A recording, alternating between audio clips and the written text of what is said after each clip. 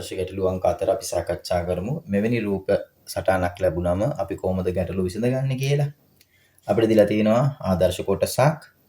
මේ රූප දෙක එකතු කළාම පුතේ 24ක් නම් මෙයාගේ මෙයා අඩු කළාම පිළිතුර කීයද කියලානේ අපෙන් අහන්නේ. හරි. එහෙනම් අපි බලමු මෙන්න මේව.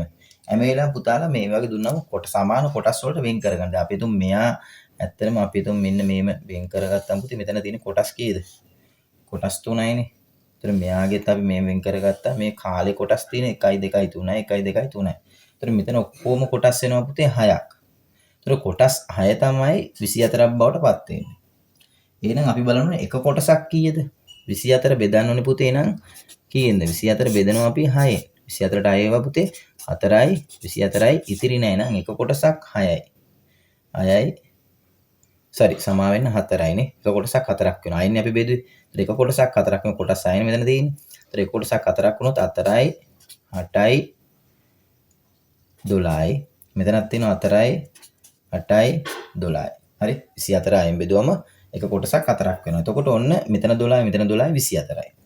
ඒතර අපි බලනවා මෙන්න මේම. සම්පූර්ණ කොටසක් කීයද? නම් 4 වරක් 4. මෙයා 16යිනේ පුතේ.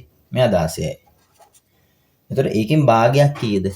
8යි. එහෙනම් 16න් 8ක් ගියාම පුතේ පිළිතුර බවට පත් වෙනවා. කීයද දරුවෝ? 8ක්. හොඳින් තේරුම් ගන්න. සමාන කොටස් වලට බෙදා ගන්න. එතකොට මෙයාගේ මුළු කොටස් ගානෙන් බෙදා ගන්න. එතකොට එක කොටස එකගේ එනවා. එතකොට එක කොටසක් පුතේ 4ක් වෙනවා මේ දින මුළු කොටස් ගණන. හරි.